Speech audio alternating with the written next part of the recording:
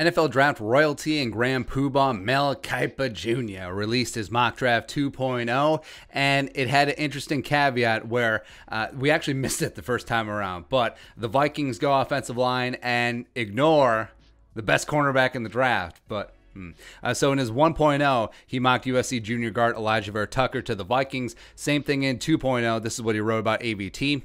I'll stick with Vera-Tucker here because of his versatility. He played guard before moving to left tackle for USC last season. He impressed there and then rocketed up draft boards. I think he'll probably stick a tackle in the NFL. Well, no. We know Coach Mike Zimmer will always push for the Vikings to draft a defender, and this could be a spot for a pass rusher or defensive back. Now, I do like AVT. 2019 was at left guard, only 1 sack and 7 pressures allowed, 78.8 PFF grade, first team all Pac-12, USC offensive lineman of the year. He was okay at left tackle in the truncated Pac-12 season this year. I don't think that's going to be his future. I think he's going to be better utilized at guard, but yeah. Again, we missed it last time around. Caleb Farley is still on the board. He ended up going 15 to the Broncos in a trade. He ended up going 16 to the Cardinals in Mel's version 1.0. Now, I'm not a get a cornerback no matter what guy, but I think the cornerback room is solid. You have Cameron Dantzler, you have El Jefe, I like Harrison Hand, Chris Boyd, maybe Chris Jones gets it together, I don't know. But there are certainly other pressing needs like offensive line, like defensive line, etc. And I get it. On paper, in a vacuum, this makes sense. You need O-line, so you draft O-line. But, I mean, it does seem like you're passing up on massive amounts of value.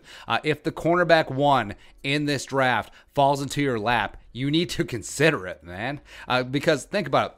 Caleb Farley, Cameron Dantzler on the outside, and El Jefe in the slot. Woo! Come on. Caleb Farley, the pride of Virginia Tech, was an opt-out in 2020.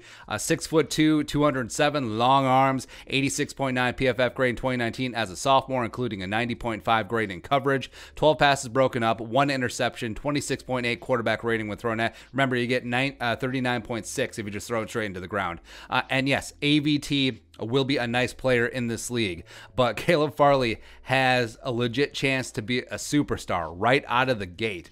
And, you know, beyond the whole meme and trope of all Zimmer does is draft cornerbacks, blah, blah, blah. I mean, it would be dumb. It would be dumb to pass on Farley. And you have a chance to build the best young cornerback room in the National Football League. And then, yes, you can address offensive line, D-line later with the other 11 selections that you are projected to have. Also, but, you know, by the way, Darisaw and Kwity Paye and Christian Barmore are still on board, but you know, that's a whole nother subject for another day. Again, this has nothing to do with Alijah Vera-Tucker. If they took him at 14, it's a little bit steep, but I would understand it. I get it. Check the boxes on the offensive line. But Caleb Farley, man, come on. And this goes with a lot of other players. Like, say, Micah Parsons is there at 14, or Jalen Waddle, or Devontae Smith, or Kyle Pitts is somehow there, or a quarterback falls. It's going to be tempting. It is going to be really, really tempting. But what will the Vikings do ultimately in this situation? I think they may have to find out, because no matter what happens in the top 13 picks, some very talented players are going to fall, and you can't select them all. So it is a clear trade-down spot, but you do need a team that would be motivated to come up and get their guy and give up some draft capital to go do it. Will that happen? TBD.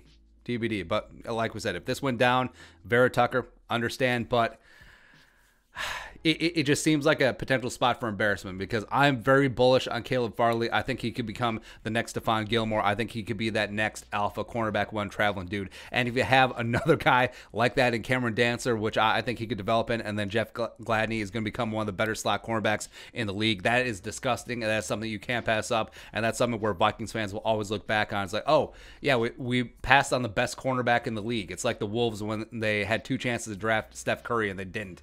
They took 2 other point guards, but I digress there. But anyways, Mel Kiper, mock draft 2.0, AVT over CB1. Let us know in the comment section below. Subscribe for daily Vikings takes. Want to support that work? Pull some in the Venmo. But until next time, Skol, production value.